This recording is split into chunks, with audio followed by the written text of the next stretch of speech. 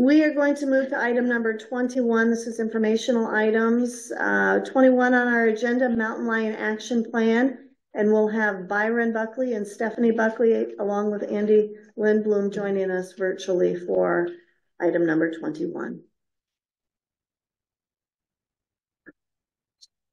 Go ahead, Andrew. Madam Chair, Commissioners, Secretary Roebling, again, Andrew Norton here, Wildlife Program Administrator. Before Stephanie, Byron, and Andy jump into the presentations, I just want to provide a little overview of what they'll be presenting on. I don't want to take away too much of their thunder, but hopefully it'll put into context what they'll be presenting and kind of focus the potentially useful upcoming discussion here. So we've been in the process. Andy usually will present these action plans. He's done it for, I think, deer a few months ago, pronghorn. And so this month will be mountain lions. And he'll be presenting the third part of this, but the first two parts are going to be more technical information of what our program really provides. So John Canta, the terrestrial program chief, he supervises all the staff in this program. And what we do is try to provide objective information for making some of these decisions.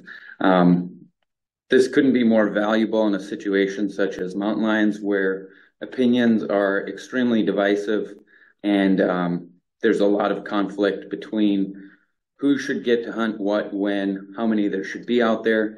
And really what we found through this process of going through stakeholder meetings and internal staff meetings over the last 6 months, in addition to just being ongoing because mountain lions are such a high profile topic, what we found is a lot of the conflict lands on two things: the population objective in the Black Hills, and then subsequently the population estimate that then drives that population objective. So a lot of the work you hear again from our program surrounds population estimates. That's the easy part. We can go out and estimate a mountain lion population. If we're not happy with the estimate, we can put in more resources if we feel that it's worthwhile. John Canta mentioned $200,000 from Rocky Mountain elk.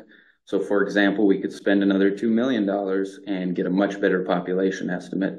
Again, easy, just depending on how many resources we want to allocate towards that. So Byron will talk a little bit about how we can get better population estimates to inform where we are at relative to that objective. The much harder question, and I present whether it's non-resident, resident hunting opportunity with antelope and deer a couple of years ago. We just talked about it with turkey. This is the really difficult component because it's a completely subjective social issue of how many mountain lions should be in the Black Hills. There's absolutely no right answer. Someone could say there should be 0 and they could be justified. Someone could say there should be 1,000. So I think Stephanie's presentation is going to be extremely valuable.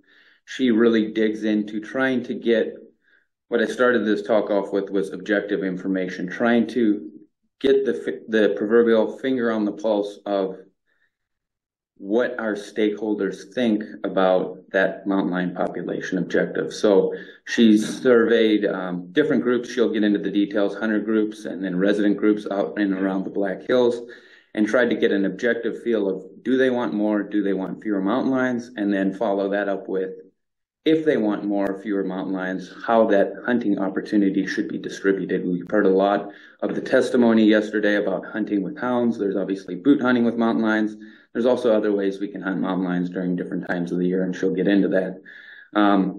What I really want to highlight is we saw a lot of public comment this last month, and it shows one side of the issue. I use the word objective. That's not a way for obtaining objective information. That's obviously we get one side of the picture. So I'm hoping Steph can kind of illustrate from a statistical standpoint how we try to get a better finger on the pulse of our stakeholders. And again, she'll identify those groups. Byron will then present on the population estimate. Hopefully it doesn't get too technical, but it's a 10,000-foot overview of, in essence, how we try to estimate the population and some shortcomings of the current approach we have, but how it does provide some utility. And then finally, Andy will get into the action plan, which might be a more general overview, but also our important guiding document that informs some of the recommendations we make. So hopefully I didn't go on too long there, but I'll turn it over to those three. And and hopefully they can help with this discussion. Very good. Thank you, Andrew. So do we have Byron and Stephanie online yet? Good morning. Can you all hear me? We can, yes, and we can see you as well. Okay, wonderful. Good morning, everyone. Madam Chair, members of the Commission, Secretary Roebling. My name is Stephanie Buckley, and I am the Human Dimension Specialist here for Game, Fish, and Parks. And I am pleased to present this morning the results from our Mountain Lion Public Opinion Survey that we conducted earlier this year. So first, I will just share some concepts related to survey sampling methodology, so that way we have some shared language while we discuss the results of this study. I am going to then describe the methods that we used to collect this data, and I'm going to pull out two pieces of information that came out of this survey.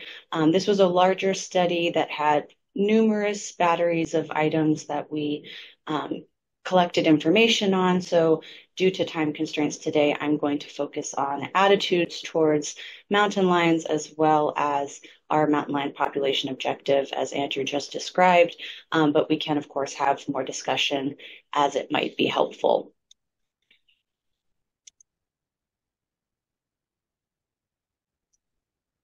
And I just want to verify, can you all see the presentation? No, not yet. Okay, let's try something else here.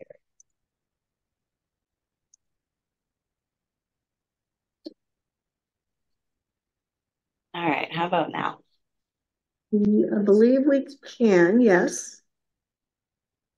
Yep, there we go. Perfect. Okay. So the purpose of this study was to collect social science data from both Black Hills residents as well as big game hunters to help inform the mountain lion population objective in South Dakota. So we're helping to bolster our mountain lion action plan by obtaining attitudes, perceptions, and opinions related to mountain lion hunting and also mountain lion management. So as a conservation social scientist, whenever I'm tasked with collecting human dimensions data that can help support our decision making, there are lots of different tools and things to think through in terms of how much data do we need and how should we go about collecting that data. And so one thing that we can use is probability sampling. So broadly, this is a sampling technique that involves randomly selecting a small group of people, a sample from a larger population, which can give us the best chance of creating a sample that's representative of that population. So we're really looking for unbiased, as representative as possible conclusions that can be drawn about that population through inferential statistics. And so although it might be desirable to conduct a census of every single member of that population, that can often require a large amount of resources and time and can be very costly. And so in the social sciences, sampling is a great way to take a subset of that population, which requires fewer resources, it's quicker to conduct, and oftentimes the key word here is representativeness. We're looking for some kind of an estimate of that population based on the sample selected, which is a more efficient way of collecting data. So in terms of having representative data, the way that we can go about achieving that is essentially making it such that all constituencies that are in that population that we want to generalize to have some known chance of being selected into our sample. And so we can use things like what I have here on the screen, Cochrane sample size formula, which allows us to calculate what our ideal sample size should be given some desired level of precision, confidence level, and an estimated proportion of the attributes that are present in the population that we want to measure.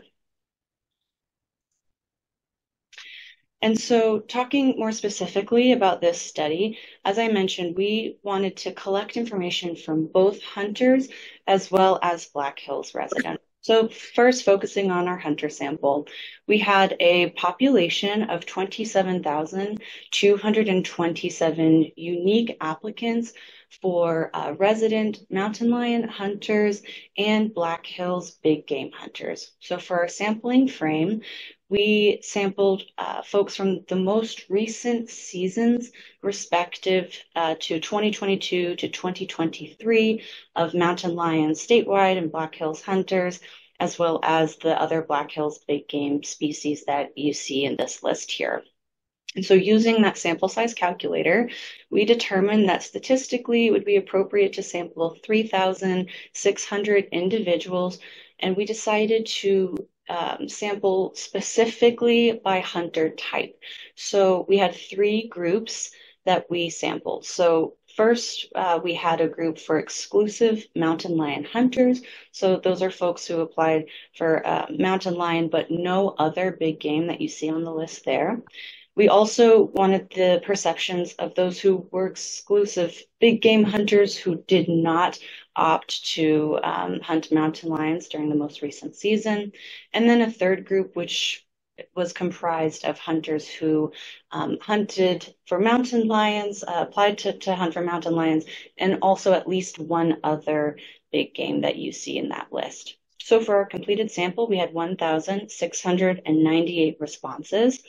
And to calculate our response rate, we do have to adjust the sample size to remove undeliverables, email addresses, mailing addresses. And so we received a 48% response rate with a margin of error of plus or minus 2.3% at a 95% confidence interval. So again, kind of coming back to the statistics of all of this, when we're talking about margins of error, confidence intervals, what this means is that our statistics will be within 2.3 percentage points of that real population value 95% of the time. So this is a measure of how much uncertainty do we have in our results, showing that this sample might differ from that whole population. And so often when we're doing social science data collection efforts such as this, we really aim to have anywhere from 3 to 6% error as sort of an appropriate range. So having less than 3% error is considered ideal. So we're really happy with the response. And then we also surveyed residents. So for that population, we had 62,213 mailing addresses that our wonderful GIS folks here in the agency helped us to acquire. So for those folks, we looked for residents that were within municipalities in and around the Black Hills, and also those who were outside of municipalities but residing within 15 miles of the Black Hills Fire Protection District. So for that sampling frame, so that larger list that we drew our sample from, this spanned the counties that you see here: Custer, Fall River, Lawrence, Meade, and Pennington counties.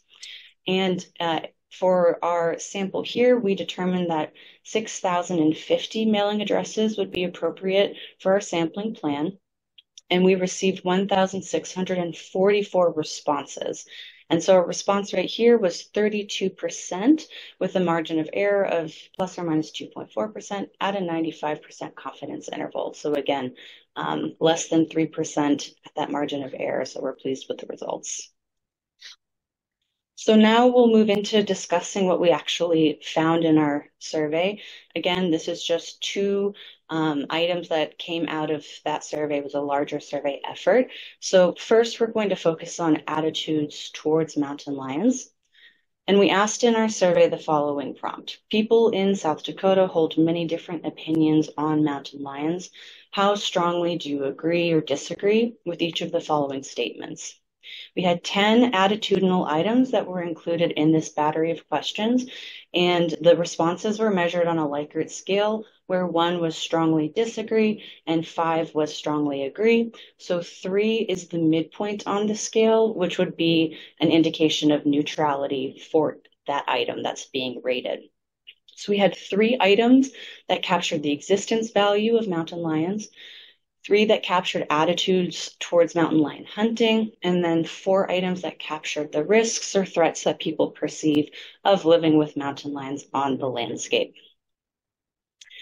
So now getting into the results here. So those numbers that you see on each of those bars, those are the averages of the responses for the residents and the hunter sample.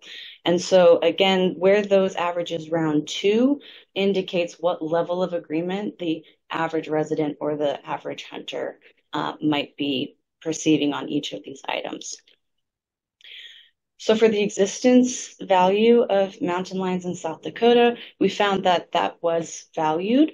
So we're seeing here, you can see the means round up closer to the 4-point on the scale for our residents. So the presence of mountain lions is a sign of a healthy environment. It's important to me that mountain lions persist in South Dakota for future generations. It's important to me to know that mountain lions exist, whether I ever see one in the wild or not. So those lighter bars, you can see that on average, residents agreed with this. And for the hunters, those latter two items, there was also a level of agreement there. For the next set, mountain lion hunting, we found a high level of agreement with mountain lion hunting being supported as a tool for management. So you can see the highest bars there for hunters. Hunting is an acceptable way of managing mountain lion populations. And then finally, those risks and threats items, respondents were neutral, that mountain lions pose an unacceptable threat to people, livestock, and pets.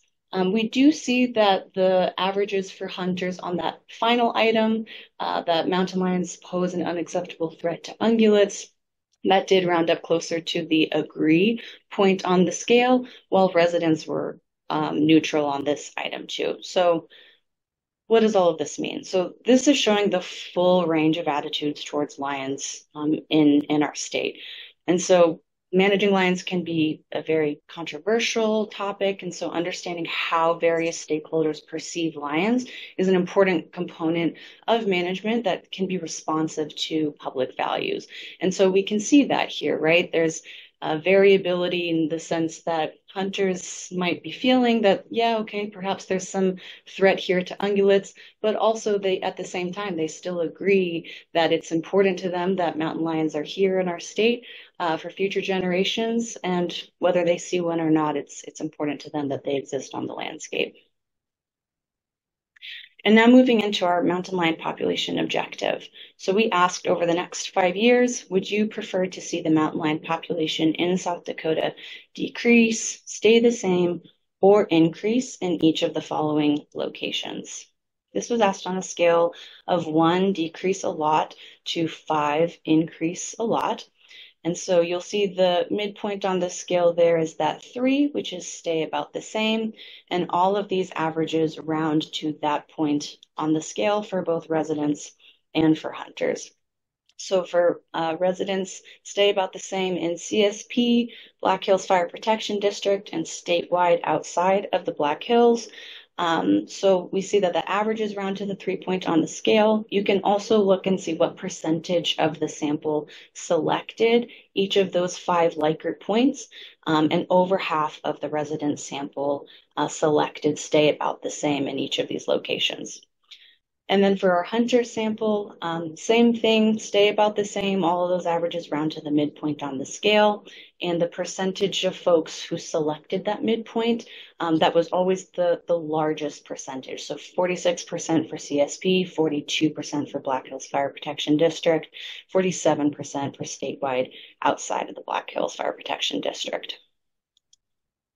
And so with that, I just want to thank you so much for the time and for your attention this morning. I'm happy to answer any questions you might have. Very good. Thank you, Stephanie. Any questions for what we've just seen with the survey that was done? Comments from the commission? Seeing none at this time, let's continue on. Where are we going to hear from Byron now? So let's hear from Byron, and then we'll see what additional questions, if any, we may have.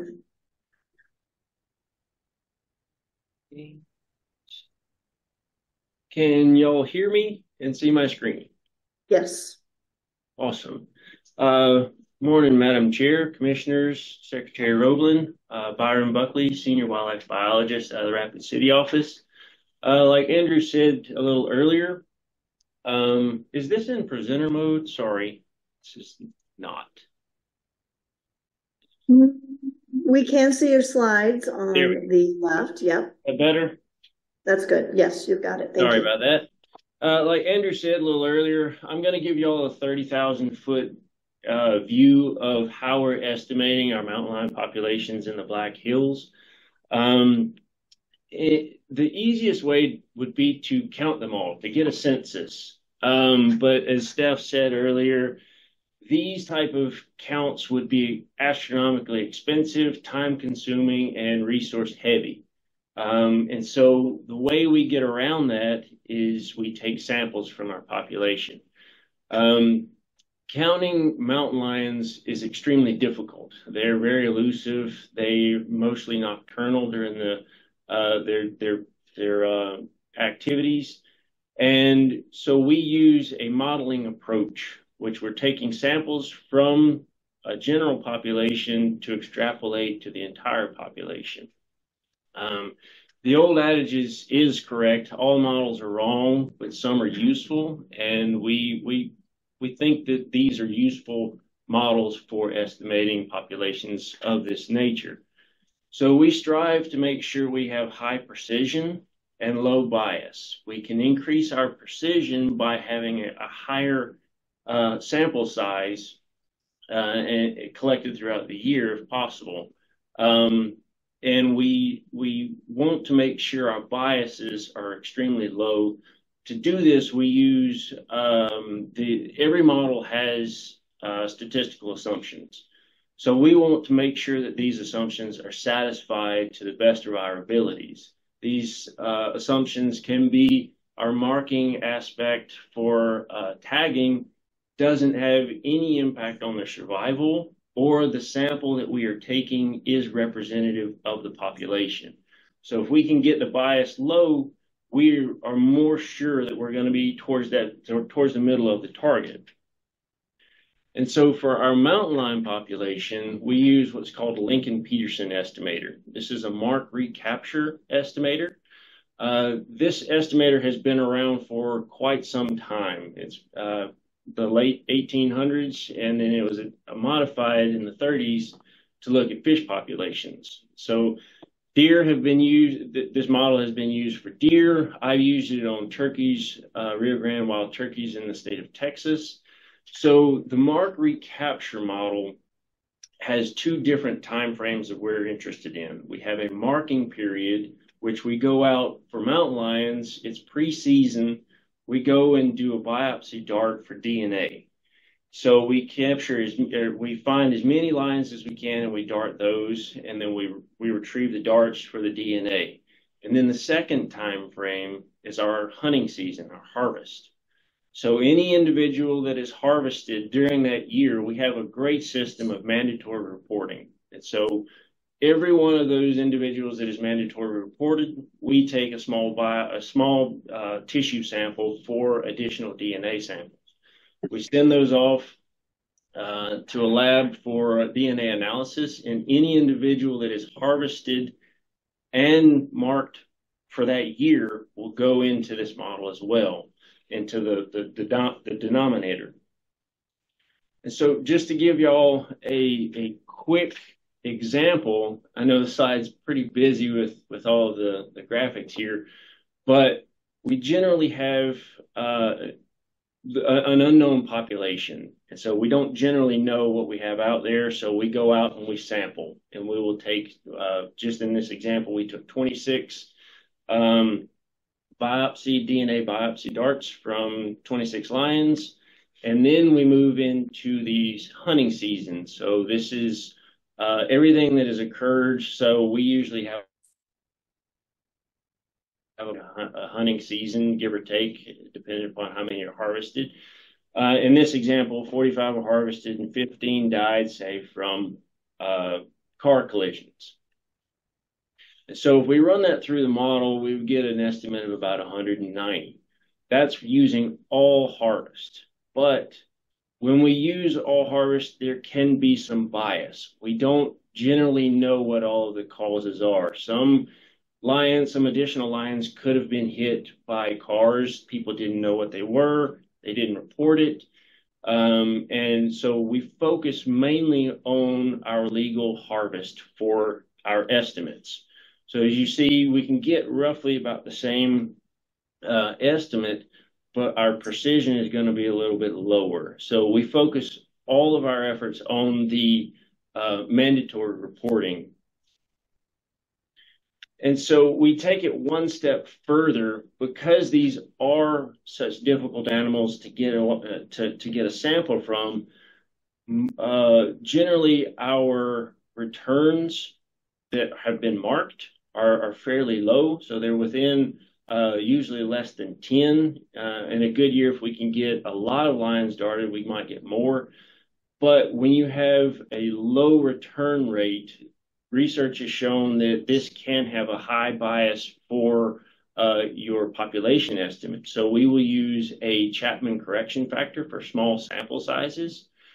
And that's what we will base all of the rest of our information on. So we take that number and then we project out the number of kittens that are going to be projected for the number of female adults. And so this year we're projecting it out to be about 237 individuals in the Black Hills. As you can see, we do have some precision issues. But we feel that we are kind of bouncing around our population objective. And then we take it another step further to try to project out some of the what we think is going to happen in the next 3 years or so in the red there. That's keeping everything constant, the harvest rate, their survival, their number of kittens per female, and our harvest rate, which is we average that over the last 3 years. And so if everything kind of keeps going, this is kind of the trajectory we think that the mountain lion population might go.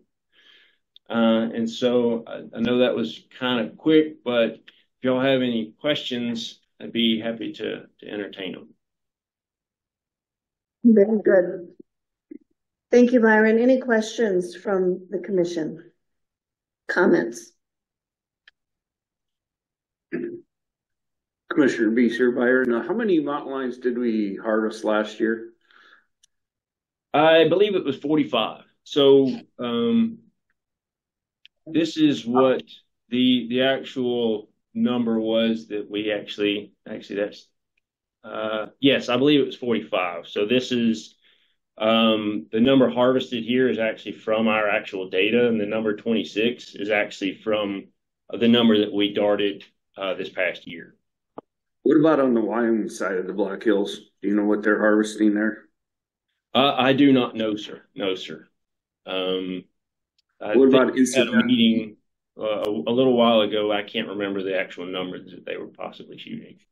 Do you have a number for incidental takes or anything like that? I believe I'm not quite sure if Andy Lindblom is going to present on that or not, but I think I cannot remember for me how many incidentals there were. I think we had I don't want to misspeak on that one. I'll let Andy say something if he's on. Okay, thank you. Byron, this is Commissioner Rissler. Can you go to that last slide? I wanted to look at those red lines where we would be moving into 2027. So if we continue where we are now, is it accurate to say we may be below our objective numbers by 2027? Am I reading that correctly? Yes, ma'am. That is, if everything stays the same. Now, we do live in a very stochastic environment, so things can change drastically, depending upon several different factors. If harvest increases, this may go lower. So this is just giving a snapshot for the last 3 years into what we're projecting now, into what's projected into the future. So this is it's kind of a snapshot for what's going on right now, but this could go higher, it could go lower, but this is our best educated guess as to where we're headed. Okay, thank you. So then I guess maybe a follow-up for Andrew Norton that's here, or maybe Andy Lindblom. If indeed we do continue down that line and those projections are accurate, I guess what management decisions, if any, do you and your team start to look at that moment when we're below our objective? Yeah, Madam Chair. So Byron said that's a projection based on the last 3-year average, I believe, in female harvest. If we wanted to stay within that objective of 200 to 300 mountain lions, we would probably make a recommendation to do something to ensure that we don't hit that average harvest. So do something to limit the harvest, whether that be, there's a variety of tools, limiting season length, changing the number of lions that we currently have for our limit. It's a mouthful explaining the difference between our limit and quota, but essentially right now our harvest limit is well above how many mountain lions we want to harvest, but we could change that to what would be an actual harvest quota and say, I think the average was 26 females harvested. Maybe we would have a quota of 23 females harvested, because then we would know instead of that red line decreasing below objective, it would stabilize. So yeah, impose basically some regulatory regulations that would mitigate that harvest. Thank you. Any additional questions from the commission on what we've heard from Byron or Stephanie at this point?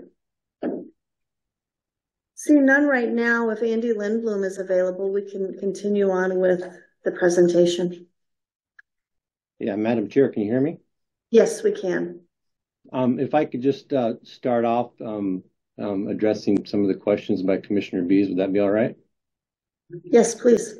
Sorry, I didn't know when to interrupt the conversation there. It's always a little hard when you're distance here. But as far as the other mortalities by lions that we documented throughout the state last year, we were close to, in the Black Hills, almost 30 non-harvest documented mortalities, and the bulk of those would be either vehicle strikes or removals by the department or the public. So just wanted to provide some of that data and any follow-up if necessary. Very good. Commissioner Beast, do you have any follow-up questions for Andy? Did you have the population for the Wyoming side of the border, what they are taking? Yeah, through the chair. I don't at my fingertips. I can sure get that for you. It's something that we meet annually with Wyoming and talk about that and look at the harvest on both sides and what type of mortality we're seeing. But I don't have that off my fingertips, so I don't want to give you a wrong number if I guess here. Okay, thank you. Very good. Thank you, Andy. All right, so I'll get started here again. Good morning, everybody. Madam Chair, Commissioners, Secretary Roebling, Andy Lindblom here, Senior Big Game Biologist out of Rapid City. And today I am here to wrap up basically the string of lion presentations that you've been hearing with an overview of our Mountain Lion Action Plan. And our Mountain Lion Action Plan is really the end product of our evaluation of all the biological and social data that a lot of which Byron and Stephanie just went over with you. And basically our plan outlines how we as an agency propose to move forward in the future years given those considerations. So with that, I'm going to try and share here. And can you see everything? Yes. Great. So just diving right into the plan here, there are 5 main sections of the action plan. There's a population monitoring section. As some of you may recall, we go over all these different surveys and data sets that we as an agency evaluate. We do that every other year when we bring proposals to you. Byron talked about a little bit of the end results of some of those data sets in our population modeling. Of course, being a large carnivore, depredation and public safety is one of our main objectives that we focus on. In addition, our public involvement and outreach, that's important when managing mountain lions, and Stephanie just gave a great overview of some of our involvements to capture that. And what I'm going to focus on today are our population goals and our management objectives and strategies. But before I get into how we propose to manage mountain lions into the future and some of our strategies, I want to talk a little bit about how we currently manage our mountain lion harvest in the state. We basically have 3 units. We have our Black Hills unit, and within that we have our Custer State Park unit, and then everything outside that we'll call our statewide unit. And there are some similarities, but some differences in how we manage these 3 areas. So as far as licensing requirements, to hunt lions in any of these areas, you do need a statewide permit. And that statewide permit is good in any of these areas. In addition, in Custer State Park, because it is such a small area, you're also required to have a limited access permit, which are issued via lottery. As far as methods, hounds are not allowed in the current Black Hills unit, but they are allowed, however, within the Black Hills, within Custer State Park, and also statewide. As far as season dates and harvest limits, we do have those established for the Black Hills and CSP units, but outside of the Black Hills and the statewide unit, the season is year-round and the harvest is unlimited. And we do have an objective in the Black Hills, but we do not have an objective on our general statewide area. As far as all the other regulations that pertain to how you may and may not hunt mountain lions, those are all the same regardless of where you're hunting. So with that, I want to get right into our objectives and strategies and start with objective 1 here, and that's to monitor and assess mountain lion populations by conducting scientifically based biological surveys. And of course, like I mentioned, we do a fair number of surveys and evaluate a lot of different data sets of mountain lions in the state. And here's just a few I want to talk about. First, of course, one of our important data sets is harvests, and we're going to annually survey hunters to get that harvest. But we also require a mandatory check for anybody who's successful in harvesting a lion. And we get harvest data from that, but we get some other important biological data that we use as well. In addition to harvest, we also evaluate all of our non-harvest mortalities. That's an important data set for us to look at. And last but not least, we estimate abundance of mountain lions in the Black Hills. So moving on to objective 2, to manage mountain lion populations for both maximum quality recreational hunting opportunities. Of course, we have to consider both the biology and the social aspects behind that. And so dealing with the biology, our objective for the Black Hills is 200 to 300 mountain lions. And as Byron just went over, we do feel like we are right in that area. We are meeting that objective.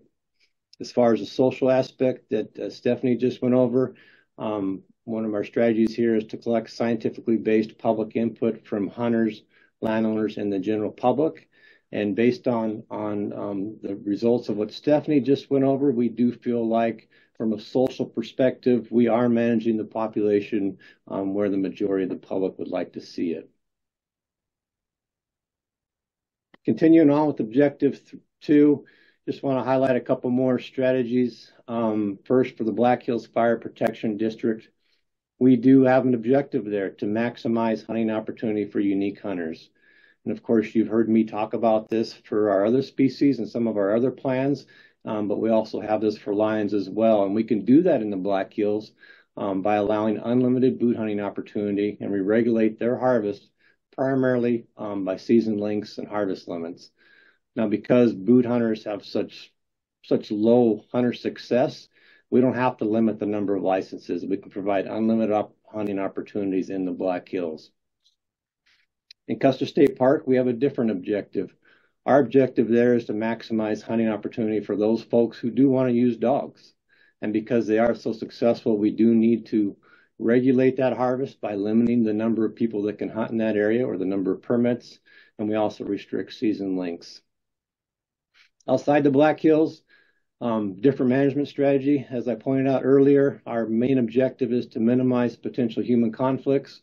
But we also take this opportunity to maximize hunting opportunity for those folks who want to use dogs.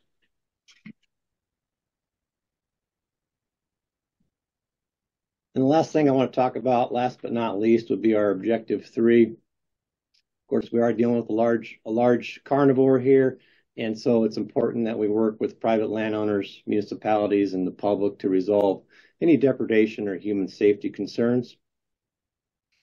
We do document and respond to all mountain lion depredation and human safety concerns in a timely manner. That's very important dealing with mountain lions. We also do provide some technical assistance to municipalities and other folks regarding how to deal with mountain lion human conflict situations. And of course, that's not always the only tool we have. Sometimes we have to utilize our mountain lion kill permit when warranted to address both depredation and human safety. And with that, that's what I have put together for you today for the Mountain Lion Action Plan. Very good, thank you, Andy. Any questions from what we've heard from Andy just now? Or even Stephanie or Byron? Comments? Question. Commissioner White? Commissioner White. Eddie, could you tell me what the success is of hunting with dogs versus boot hunting? Yeah, through the chair. Yes. So success for our boot hunters is usually around, for those folks that actually hunt, usually around 3.5%. If you look just at all licensees, those folks who buy a license, were usually about 1.5% of that results in the harvest of a lion, so pretty low success. For those folks that use hounds, we're generally in that 50+%. It kind of depends on what year you look at, but a much higher success rate. Thank you. Thank you, Commissioner White. Commissioner Larkin. Yeah, Andy, Commissioner Larkin here. You use the term kill permit. I guess I'll have to admit, I didn't know you were issuing any. What kind of success are you seeing on that? Or what do you see as a result of those? Yeah, through the chair, Commissioner Larkin. Yeah, let me provide a little bit of clarification. We as an agency can lethally remove lions under the authority of the kill permit that's granted to us through the legislature. So we exercise that right in depredation situations and in situations that involve human safety. So that's just a tool that we have to utilize sometimes. And so that's what I meant by kill permit. Of course, the general public, they also are authorized according to state law in certain situations to lethally remove a lion. Of course, they still have to report that to us and turn it over to the agency, and we record those and keep track of those as well. But that's what I meant by kill permit, if that helps. Follow up, Commissioner Larkin. Thank you, appreciate that. Very good. I'm going to jump on a follow up from Commissioner Larkin. Can you give me again, do we have a number on how many kill permits, either from the department or 30? We were at 30, or from the public? Yes. 30. Either removals 30 over above our quota. No, Andy, do you have a number on kill permit from the department or the public that's had to report it? Yeah, removals last year, we were at about 21 across the entire state. Okay. Okay, very good. Thank you. Additional questions? Questions, comments from the commission? Commissioner Beese? Commissioner Beese here, Andy.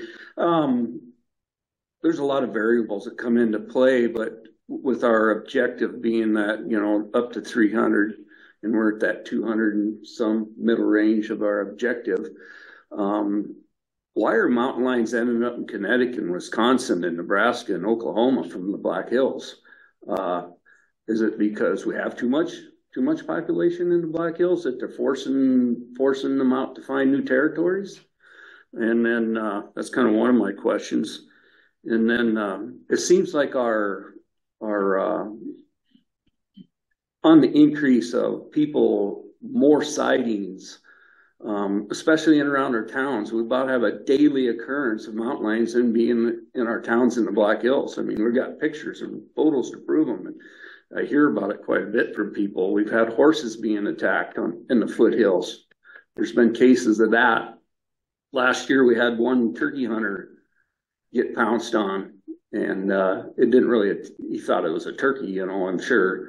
And so there was no harm done there. But we're getting a rise in these situations more and more all the time. And I would think, to me, I don't agree with the quota being where it's, or the population being where we're at. If we got lions leaving the hills and these instances are on the rise, to me, logically thinking, that tells us we have too many lions in the hills. What's your opinion on why these things are on the increase and happening? Yeah, through the chair. Yes. Commissioner Bees. Yeah, that's a good question. You know, one of the things that, you know, we learned through our research, and we've done a fair number of research projects in the Black Hills, right? And one of the things that we definitely documented is the dispersal rate. And regardless of where we were with our population, or regardless of the lion density, almost all the subadult males disperse. It's just the nature of the beast. That's just what they do. And even if we had a low density, we'd still see a higher rate of those subadult males dispersing. So I think that's just biology, right? And obviously, the more lions we have in the hills, the more dispersal you can have. So I think there can be some relationships there, but I definitely wouldn't say the dispersals are because of our high densities. We're just going to see that anyhow. And if it's all right, I'll move on to the second part of the question, you know, regarding removals and observation reports and what have you. And of course, we track that too.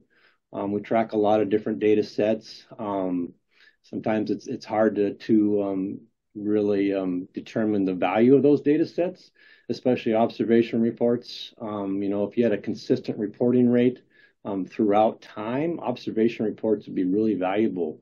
But, you know, one thing we do feel like we see and other states see as well is as people get used to an animal, they quit reporting it. So that observation report doesn't stay consistent. But obviously we have more people that moved in the state too. We have a lot more ring cameras out there than we ever used to have. That's a technology we never used to have. People see animals that they never used to see. So we have seen a bump up in our observation reports. And this last year, we were at about 100 verified observation reports across the entire state. The year before that, we've been bouncing around that 50 or so for quite a few years. So yeah, we did see a bump up for one reason or the other. So I do agree with you. We're seeing more of that. So another question, it was mentioned earlier about where we're at off our population over the last 3 years, that we might be harvesting too many female lions. So what do we do if we're going to keep the population where it's at? How do we keep from harvesting these female lions to keep our population objective where we want it? Yeah, through the chair, Commissioner Bees. Yeah, I mean, that's something, if we get to that point, I think that's definitely discussions that we as staff and an agency and obviously the commission need to have. We're not there yet. You know, that projection is based on assuming that we're going to see all the same harvest rates, all the same removal rates, all the same mortality that we've been seeing 3 years down the road. That's really a crystal ball approach, right? We don't know what tomorrow brings, yet alone 3 years down the road. So if all things stay consistent, yeah, we probably will fall below that objective. But yeah, I would say when we get there, then we have to start talking about options to reduce that harvest. And there's a lot of ways to do that. You could do it with season lengths. You know, you can, yeah. I can't think of all of them off the top of my head, but there are a lot of ways to reduce that female harvest. Commissioner Bees, any other follow-ups? No. Any other questions or comments from the commission? Commissioner Whitmire. Yeah, Andy, this is Commissioner Whitmire. On the 21 removals, what tools do you have for that? Is that typically do you rely on houndsman for assistance on that, or is it aerial, or just kind of what methods do you use when it's actually removal where you're targeting a particular animal? Yeah, through the chair, Commissioner Whitmire. Yeah, we have a houndsman that works for our agency, and that's our primary tool to go after those problem lions. Or sometimes they're incidental by us or the general public. But yeah, our houndsman is our main tool for removing those problem lions. We do occasionally do some live trapping too, some cage traps and what have you. And that's another tool we may utilize. But yeah, I would say our hounds are our biggest tool for that. Very good. Yeah, thank you. Additional questions from the commission? Comments?